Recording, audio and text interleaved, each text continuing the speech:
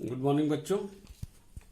और अब तक हम लोगों ने bill of exchange, cheque, promissory note और ये सारी चीज़ों को देखा। ये जो सारी चीज़ें आ रही थी ये कंपनी और बिजनेसमैन के पॉइंट पर बात था। आज हम लोग डिस्कस करने जा रहे हैं, that is the treasury bill. Treasury bill एक देखा जाए तो ये एक ऐसा क्रेडिट इंस्ट्रूमेंट है। ये क्रेडिट इसको क्या कहते हैं, डेब्ट इंस्ट्रूमेंट बोलेंगे, जो एक कंट्री वाइज ये चलता है। एक स्टेटमेंट हम बोलेंगे, इसको आप ध्यान से सुनिएगा, आप चाहो तो नोट भी कर लेना, कागज पेंसिल उठा लो। वो है ट्रेजरी बिल, जिसको शॉर्ट टर्म में TB बोलते हैं। ट्रेजरी बिल और short term borrowing instrument of the government of India which enable investors to park their short-term surplus fund while reducing their market risk. They auctioned by RBI at regular interval and issued at discount to face value. एक बार हम फिर से बोल दे रहे हैं, बाकी अगर आपको नहीं समझ आएगा तब इसको जो है रिवर्स करके आप नोट कर लीजिएगा कि treasury bill are short term borrowing instrument of the government of India which enable investors to park their short term surplus fund while reducing their market risk. They auctioned by RBI at regular interval and issued at discount to face value.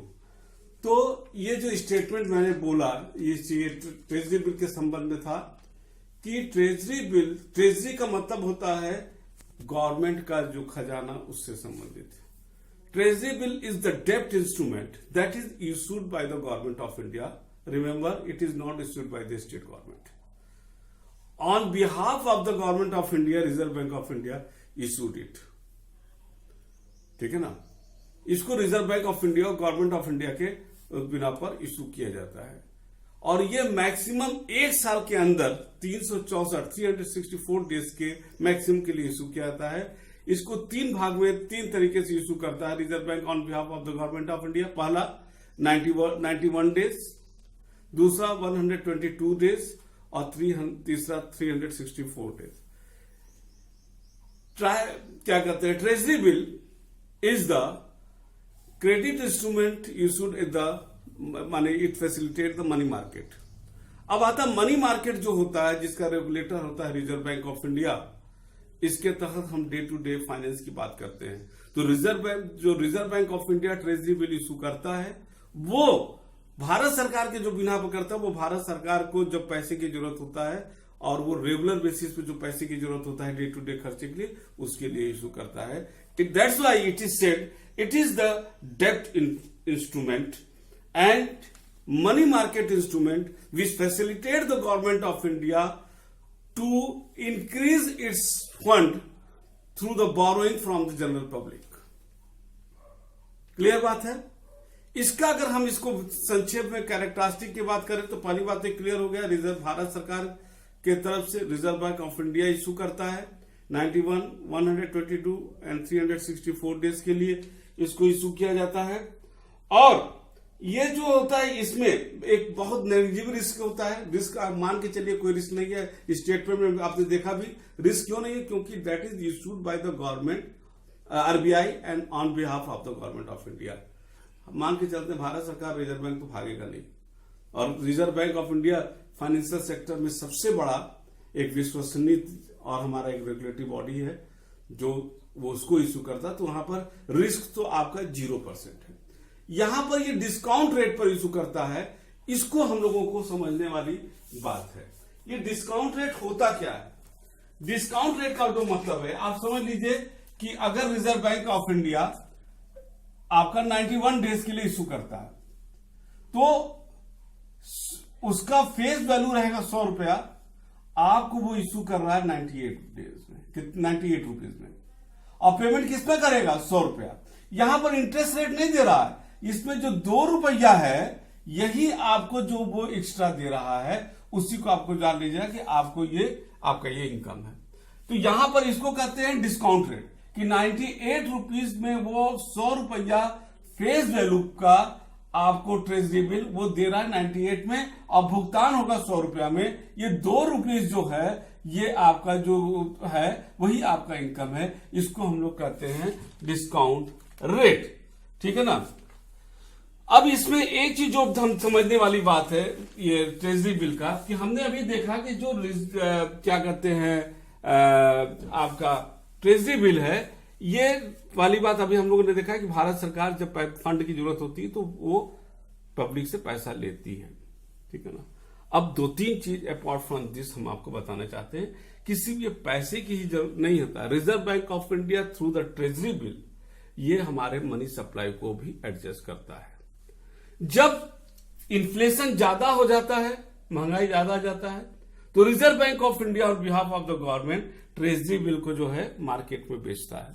जब market में बेचता है तो वो पैसा market से उठ करके रिजर्व बैंक के पास, गवर्नमेंट ऑफ इंडिया के पास चला आता है, और जिससे जो है इसको कहेंगे sale of the treasury bill.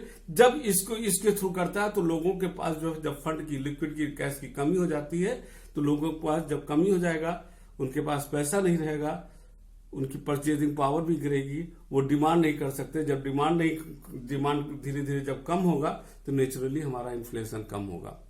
और वाइस वर्सा, अगर रिजर्व बैंक को ये लगता है कि जैसे इस समय की परिस्थितियां है कि हमारे पास डिमांड है नहीं, मार्केट में एक पुश लाना है, मार्केट को पुशअप करना है ताकि मार्केट इंक्रीज करे, ऐसी दशा में रिजर्व बैंक ऑफ इंडिया इसको जो है अपना जो ट्रेजरी बिल जिसको उसने बेचा था, अब वो वापस पैसा उसको खरीद लेगा, यानी कि वो रिजर्व बैंक ऑफ इंडिया सबका भुगतान कर देगा।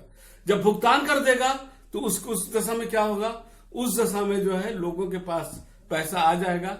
जब पैसा आ जाएगा तो लोग मार्केट में जाएंगे, सामान खरीदेंगे, और जब सामान खरीदेंगे तो वहां मार्केट में डिमांड क्रिएट होगा, और जिससे इकोनॉमी में धीरे धीरे इकोनॉमी में जब डिमांड क्रिएट होगा तो धीरे धीरे जो है इकोनॉमी हमारी मूव करेगी। लोगों का जब डिमांड क्रिएट होगा, बिजनेसमैन सामान बेचेगा, उसको प्रॉफिट होगा, हमारा प्रोडक्शन बढ़ेगा, लोगों की सैलरी मिलेगी, एम्प्लॉयमेंट क्रिएट होगा, ये सारी चीजें होने लगती है।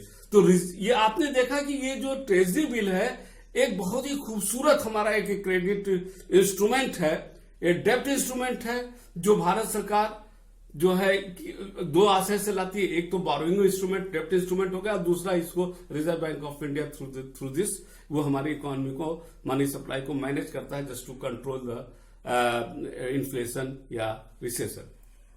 दूसरी चीज यहां पर एक चीज बता दें, रिजर्व बैंक ऑफ इंडिया जो बैंकों को लोन देता है, रेपो रेट और रिवर्स रेपो रेट में वो बैंकों को लोन देता है, और रिवर्स रेपो रेट में वो बैंकों से लोन ले लेता है।